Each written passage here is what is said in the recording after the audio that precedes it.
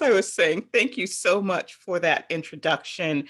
It means so much to me that you all are here and that I get to present to you. Um, oh, um, as I was saying, it is a pleasure to be with you. I've never been to New Hampshire, and I was hoping, I have all my magnets on my refrigerator, and that is one of the states that I am missing. So I will not be able to put that state up on my fridge until I actually set foot on New Hampshire soil. Um, but I'm still pleased to be here. And I want to tell you a little bit about me and how I began writing, and then just get into the two books that are on your Nashua Reads list. That I am honored to have work on your list. Yay! So um, I have always loved stories since I was a little girl. This is me on picture day in the third grade. I was telling tall tales back then and writing stories and reading a whole lot. I had a wonderful life outdoors in California. We did everything like kickball, dodgeball, hiking in the woods, you name it. We were outdoor kids and we loved it. Um, this is one of my early stories. It was from the second grade. We were learning how to use who, what, when, where, and how. I always like to show this just to say that the beginnings are just that. They are humble beginnings with misspellings and all kinds of things. um, but there was a love of writing and imagination here. In this little story, I was talking about a flood that my family experienced when we lived in Far Rockaway, Queens. Far Rockaway is like this. It's like an inlet. And so when it floods, boy, it floods. And so I remember looking outside and seeing people rowing in boats down the street and cars kind of floating away. And so that's what I wrote about here, and how my sister, brother, and I made 157 boats in our apartment. We became the heroes. The governor came, people from the newspaper came, and men from the movies. We won a medal and a $169. Um, I'm grateful for my grandmother for keeping all these silly little things, because they make me smile and I like to share it with kids just so that they know we all don't start writing these wonderfully polished sentences and telling these fantastic stories. So we have to start somewhere. Um, I um, I love writing so much that I declared myself an author at the age of 12, and I started writing my first novel. I would write 500 words every day. I'd count all the words, because to me, I learned that publishers paid like a nickel or a dime for each word. So I figured I better learn how to write a whole lot of words. And so I would write my story about my elementary school days, and I would write them and keep telling the story. I even had three. I had like a three names. Rita Highland Williams. I had not met Mr. Garcia yet, and so I was really playing Rita Williams. So I also wrote in my diary. These are my diaries from the fourth and fifth through the seventh, eighth grade, and I wrote all kinds of things from like things that happened in school, squabbles with my siblings, adventures we went on, but there were even little pieces of history in these diaries. In the red and green diary is my recording of seeing Senator Robert F. Kennedy in person when he came to Monterey, California, to give his campaign speech. He was running for the Democratic nomination for the presidency. And then I also recorded his assassination, as well as Dr. Martin Luther King. And in the Pink Diary, there's everything from first time I saw the Jackson Five to the men taking off and landing on the moon. Um, and then in my in the multicolored, the kind of psychedelic diary, I write mostly letters to famous people, but also to publishers. I actually have a letter to the William Morrow company, publishing company, telling them that I am sending them my story and that they better publish it. So it turns out that William Morrow then merged in with HarperCollins. So who knew that I would be writing to my future publishing company and telling them they better publish my story?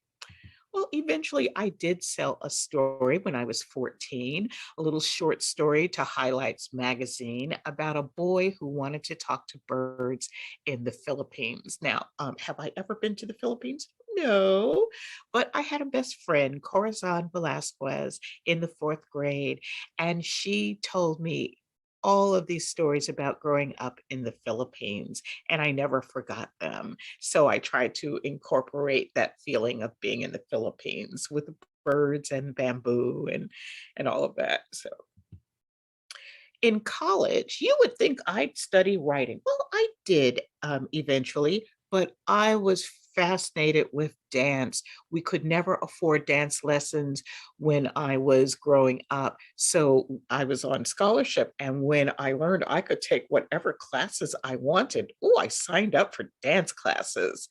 Um, and then after that, I actually wrote my first novel about dance, about a girl who wanted to dance badly, something I knew a little something about. I then went on to write more stories, and these are for teens, for slightly older readers.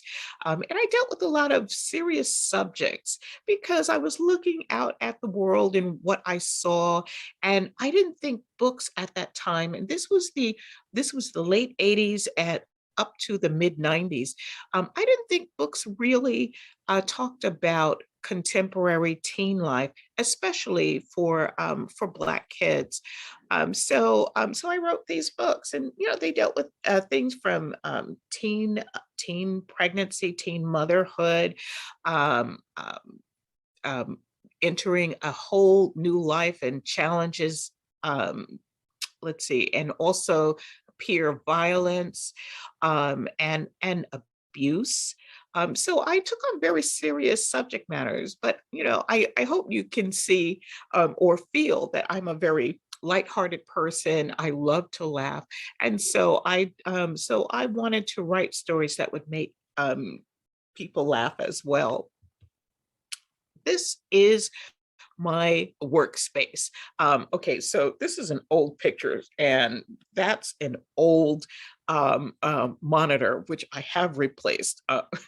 Um, and it's I'm laughing. I'm kind of laughing to myself because I can actually see the wood on my desk. Normally I have like all kinds of stuff all over my desk because I'm a cluttered, kind of messy person. And but I also see on my desk over to the right hand corner a book, and has like kind of red on it. It's a book of the newspapers from the Black Panthers. It's a whole collection, and I used that when I was writing One Crazy Summer. Now, this isn't the only place where I write. I also write in bed, but I also write on the subway. I don't know, there's something about the moving train, about just kind of feeling the hum of life, and the crowds of people talking or being silent. I kind of like the busyness of the subway. This is before the pandemic because, as you can see, I am not wearing a mask, but I am writing in one of my favorite places, and that led me to write a story that takes place mainly in the subway. When I start writing stories, I usually have to do research because if I'm going to write about something realistic, I need to know as much as I can about that. And then I decide what's actually going to make it into the story. So I went out on a little treasure hunt. I got postcards, art, buttons, all kinds of mementos from the 1960s and early 70s about the Black Panther Party. The thing that inspired me to write One Crazy Summer was that children my age, when I was in California, were involved with the Black Panthers. Many of them had older siblings who were involved, or they were the children who went to the breakfast programs and had breakfast. I and my siblings also went um, and had breakfast with the Black Panthers, I think twice when we were in New York because our father was out of work, and so they had free breakfast. So so those kinds of things really inspired me that yes, this was a movement that involved older teens, college students, adults, but children were involved. They also um, they also they carried signs. They were at the rallies. They sold newspapers. They knew firsthand about police activity between the police and the Black Panthers their neighbors. So children's eyes were pretty much open and they were involved.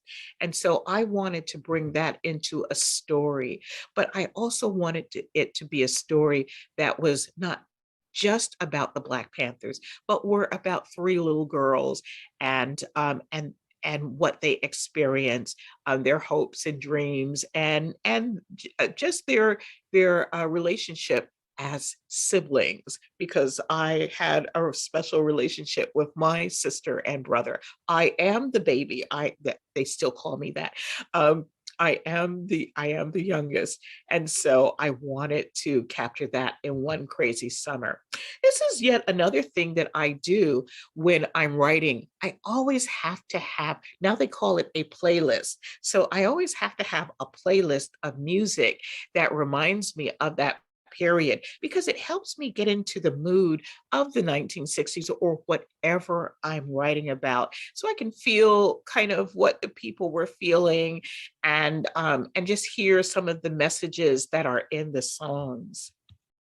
I take my camera with me when I'm writing or getting ready to write, just so I can have pictures. If I can't get postcards or books, maybe I can walk around and take pictures. This picture was taken in Brooklyn, New York, because I don't live in Brooklyn. I live in Queens, and so our architecture, our houses are different. So I wanted to get that feeling of what a street, what a house in Brooklyn would look like. Now, when I create characters, I have to have a very strong visual sense of them. And so when I was writing Clayton Bryd, well, I had raised daughters, not sons. And so I was on a hunt for pictures of boys that would really bring Clayton to mind. And so that's yet another thing that I do. Thank goodness for Google. You can Google 11-year-old African American boys and get some pictures. And so that's what I did. So in my mind, I felt like I was carrying Clayton with me. Um, we actually made a trailer, a video, a book trailer of Clayton Bryd. And so this young man played the part of Clayton. And in the background is the Washington Square Arch, which is where the bluesmen, Cool Papa and the bluesmen used to play. So I wanted to have that picture. Again, taking my camera with me so that I'm describing things that will feel real to my readers. This is 3rd Street in the Village, and so Clayton would have walked down 3rd Street on his trek to find the bluesmen. With Clayton Bryd Goes Underground, it was just like what my aim was to kind of fuse or bring together old school hip hop and the blues. And so I had to kind of go back to my old school hip hop days, the late 70s, early to mid 80s, and just to kind of have firmly in my mind what is different between hip hop now and what was going on way back in the day. And so things that I thought about were you could not go around without your boom box, they used to call them ghetto blasters, but I don't like that term anyway. But and so the young man that you see carrying his boom box, that is a very young LL Cool J, and I'm sure that this is advertising his song My Radio. So those kinds of things. I remember I was coming out of the disco era. I was in college and we were dancing, in partners, spinning and all of that, doing the hustle. And then all of a sudden people were breaking out cardboards and spinning on their heads and what have you. I mean, break dancing became very big, not in the clubs, but on the street. And that was the purpose. And so I wanted to really get that feeling of the street culture for the Beat Boys in Clayton Bryd Goes Underground. When I start a story, the first thing I do, well, besides daydream, because I have to daydream, what I do is I tell myself the story. In the case of Clayton Bryd, I kind of did this rough outline of chapter by chapter or beat by beat what I thought was going to happen through the story. And then what happens is usually, as I start writing, I make changes. So this just really kind of tells me that A, there is a story, and B, there is a direction. One of the things I had to do for the blues was, well, I had to learn how to write a blues song. And so I learned a kind of a very easy kind of blues pattern where I start, it's called call and response, and I would say a line, repeat that line, and then answer it with a rhyme. One of these days you might want to try that. Say a line, repeat that line, then answer it with a rhyme. So this is actually from my notebooks from the sequel of One Crazy Summer, PSB 11. So here I am telling myself the story of PSB 11, and I do this in 1 or 2 pages, and I'm seeing on the screen Jackson 5, Madison Square Garden, and JFK Airport. It's all kind of coming back to me. But again, that's the thing that I do. I have to tell myself the story first. And then I change it because sometimes it doesn't work out that way. My characters insist on, no, Miss Williams-Garcia, this is what's happening. And I have to listen to them. So I do write my entire story. I do write it in by hand, but then I get to, after I finish like a first draft, then I start to type. But I don't type it in manuscript form, which is double space. Instead, I type it in like a narrow column because I know there is more work to be done. And so I leave a lot of white space so I can write on the side. I can cross things out, move things around, ask myself questions that I have to research because even though I do research in the beginning, something always comes up and I have to verify, is that what happened? Or is that how that's done? You always have to break for research. Well, writing can get very frustrating. And so it's always a good idea for writers to get up, leave the work, and do something physical. I take walks. I used to love jump roping, but these days it's me and my boxing gloves. I go to the gym and hit the speed bag or the body bag. Well, these days I don't go to the gym, but I still have my gloves and I just kind of air punch it. It's really good for my circulation and it helps me work out frustration. And then when I come back to my work, oh, I'm so calm, and I start over again, and the world opens up and I start writing. This is what a chapter looks like when it's ready for me to submit to my editor. And then I put a cover on it and I send it off to her, and then she sends me this this like this is an editorial letter. It's actually a short editorial letter. They can be quite lengthy, 20 pages, single spaced even. So I'm very lucky to get this very short letter. And in that letter, especially on the first page, she tells me what she loves about my story. So you can guess what these other pages are about. In the other pages, she might have questions for me to answer because they're not clear, or maybe my writing isn't so clear. So then I have to go back and revise those sentences. They might make sense to me, but this is the first time my readers are experiencing some of the things I'm talking about. I have to make it clearer, or I have to verify things. Rita, are you sure about this? So then I have to check the dates, and then also post my proof or my verification. And then after while I'm doing all of that, the illustrator is making sketches of the work. And I have to say, one of the things about Clayton Bryd that I love so much was that there were small illustrations on each chapter. My husband said to me, you know, I stopped reading when they took the pictures away. And so I thought about that and I said, well, you know, I wonder how many kids feel like that. And I asked my editor, you know, could we have some illustrations on Clayton Bryd Goes Underground? And so here they are.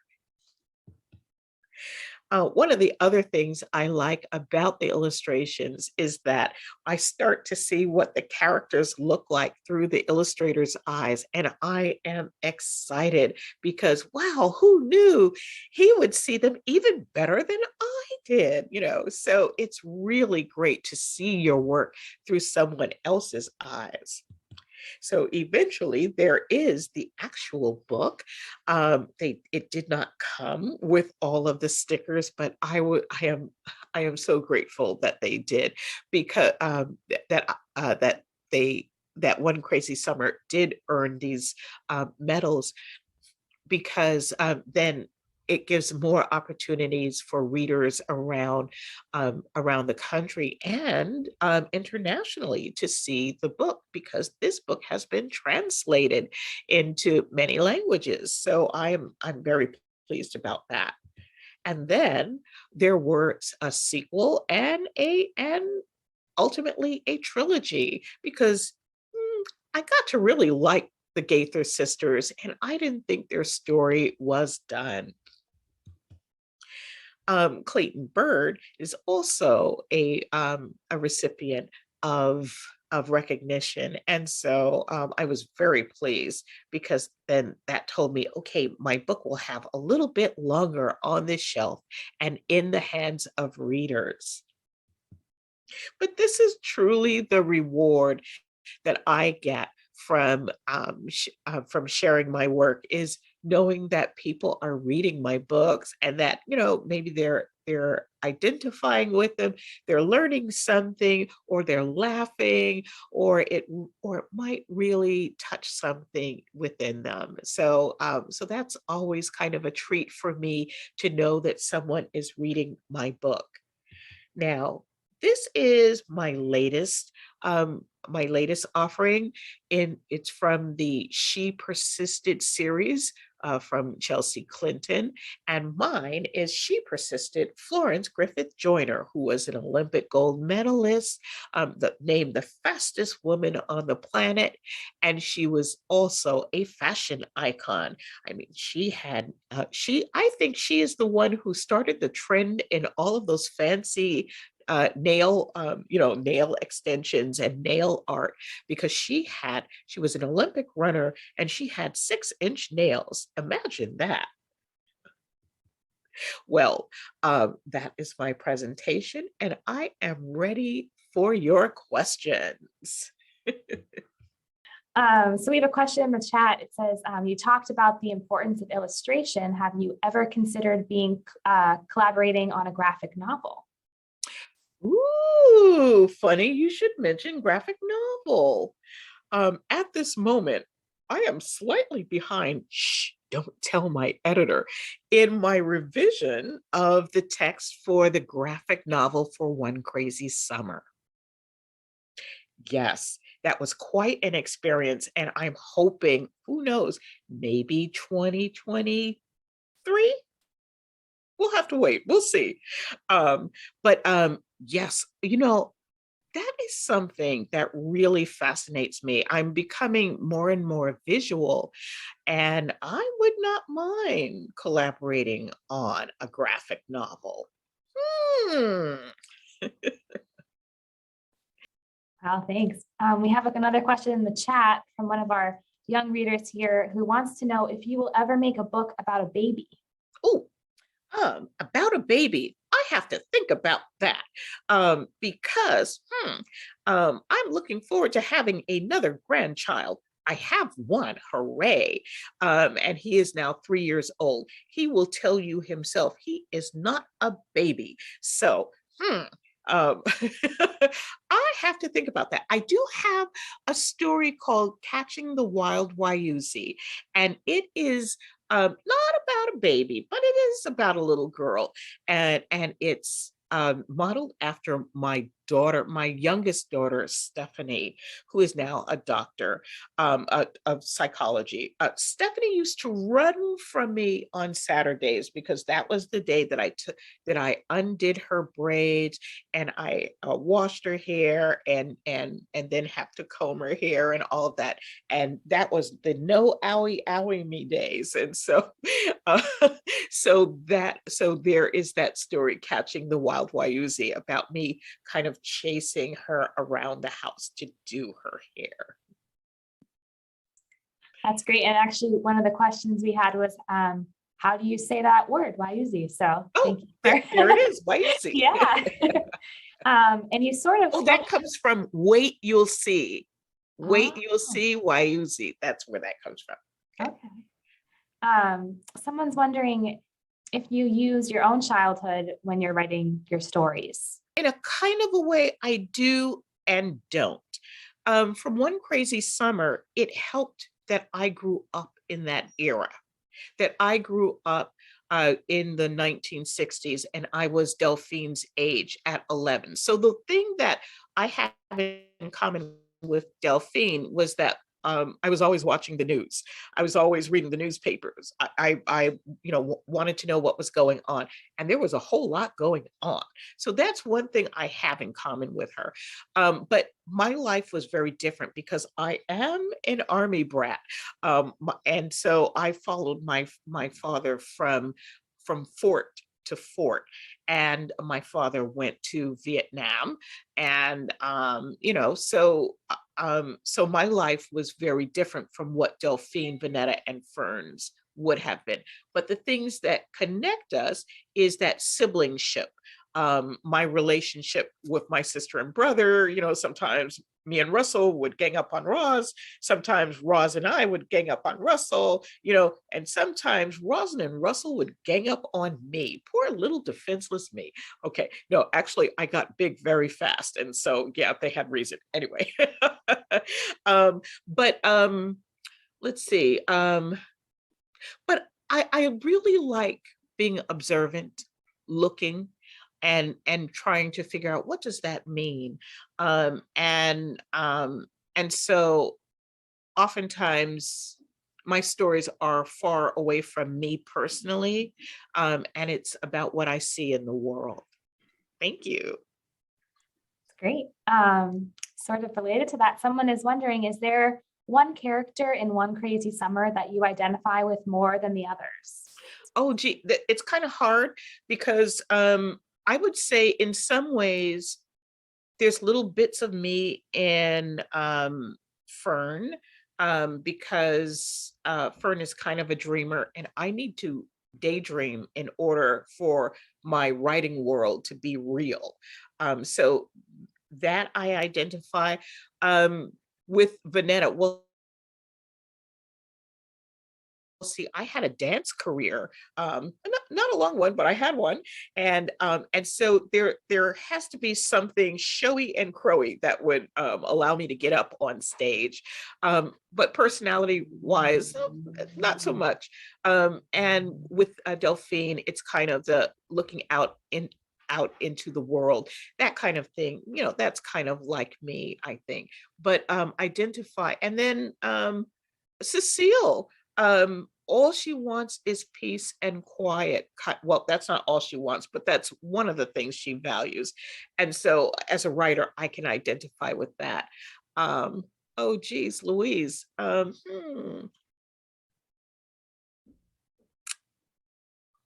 It's very hard to say. Well, I am a little sister. I am a little sister. I can be off into my own world. But the only difference between me and Fern is I'm not as cute as Fern. So, but I would say maybe Fernish, maybe. It sounds like you put yourself in, like, little pieces of yourself into all the characters, maybe. So that's really interesting. We have another question here. Could you talk a little bit about writing for different age levels? Do you start with an idea and let that determine the age group, or do you set out to write for a certain age group? Oh, gee, I wish I could say, okay, I am going to write now for this age group. Let's get to writing. No, usually what happens is that something occurs to me, and then I know who it's for. For example, with One Crazy Summer, I always knew I wanted to write about the Black Panthers because that was a movement that I witnessed firsthand. But I didn't want to write it for older teens because I just felt like, no, I want to get more insight from a different perspective and let people learn about it more. And so I thought a better chance of putting it in the classrooms would be for younger readers. My characters would be young, and they would be experiencing all of this for the first time along with the readers. So that was very deliberate in that way. Now I have written for teens, and the book that I have that is out now, a Sitting in St. James, that is written for we say age 16 and up. Well, I knew right away that this was going to be a more mature story because of the images that kind of really inspired me to write the story. The first image I saw was of a boy grooming his horse, and I knew it was a young man, maybe like 19 or even 20. And then even though I saw some of the younger characters, like Thisbe is like 16, Jane is 15. And, even though I saw those characters, or I think I have the ages mixed up. Anyway, I knew that the subject matter would say, if I want to really discuss things that went on, this really has to be, without a doubt, for an older age group, and possibly adults might want to read it. But I wish I could just click my dial and say, and today I will write this.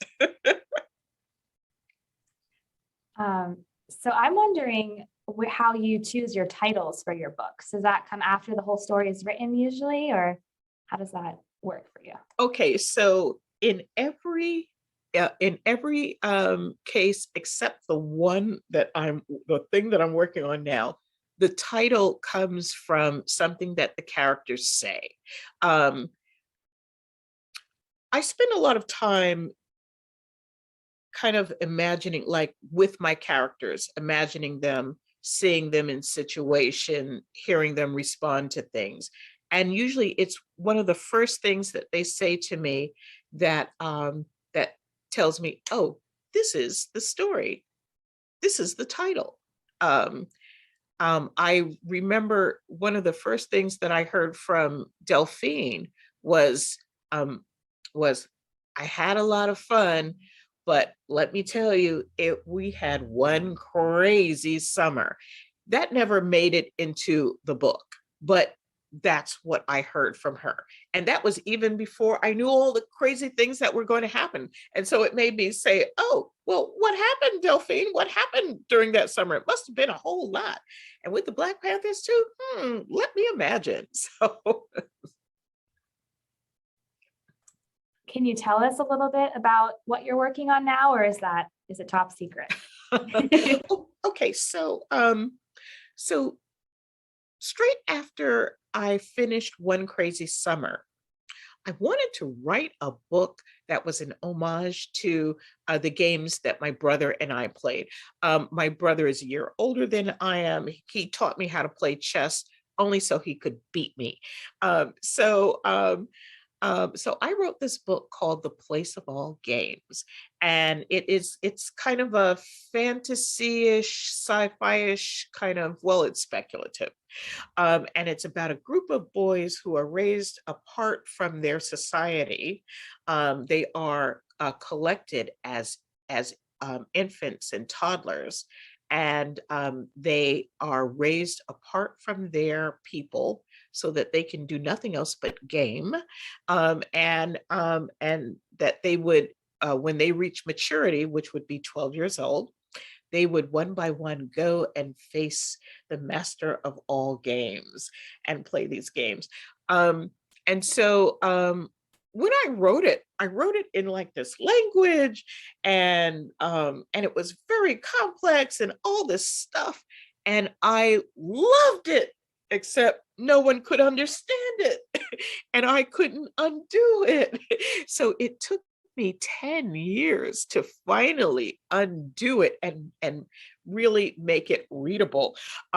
And so I'm really looking forward to that coming out. But right now I'm writing the sequel to that, which is right now I'm calling it The Place of All of Us. And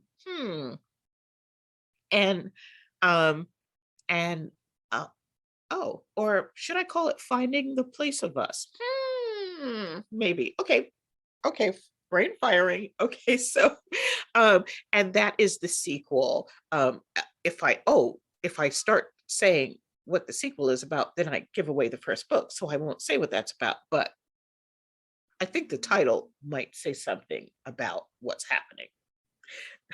So it's just like I have my kind of nerdy side. I'm a big Trekkie, and I have to say, it wasn't until the end of the book that I started that I was reading it and I went, oh, holy Kirk and Spock, that's what this is. So so we have a little Kirk and Spock going on in there. Who knew? Well, I'm excited to read that. Sounds Me really too. interesting. We have another question in the chat. Do you work on one book at a time, or are they all jumbled up? Normally, I work on one book at a time, but right now they are jumbling up. Um, I'm um, I'm working on that one, and plus I'm um, doing kind of a very rough draft of a YA that I'm not ready to talk about. Not because it's a big secret, it's because I'm not sure. I'm not sure. So, but it will be a YA. Great. We just have a few minutes left, and I don't see any more questions in the chat. So I was wondering, we have some young readers here and maybe some aspiring writers. If you had a piece of advice maybe to give to those people who are here, what would you tell them? Oh my goodness. I would say, I'm always asked this, and then I always like, what do you say? What do you say, Rita? Well, okay, so, I would say value your daydreaming time. You have to have some time to like really let your imagination open up and carry you from one scene to another scene or one vision to another. Really place a value on that. Usually what happens is that we get a writing assignment and then we write. But I think the more time that you take to really not think about it as all the words that you have to write, but what happens, what you see, what you want your reader to see. It would be maybe even valuable to keep a dream or a daydream book of just like the images that you have, the ideas that you have. The wouldn't it be something if this happened? Those kinds of things. Really take stock in your imagination and do the kinds of things that help to grow and nourish that imagination, like listening to different music, eating different food, making comparisons between things, watching films, maybe even foreign films where you don't know the language but you follow. But treat yourself to different experiences. I like going to museums. I like going to galleries. I like seeing artwork and things that people imagine that come out of their imaginations. I once saw this artwork that was this big metallic spider kind of thing. I'm still thinking about that. I'm still thinking that's probably a story writer.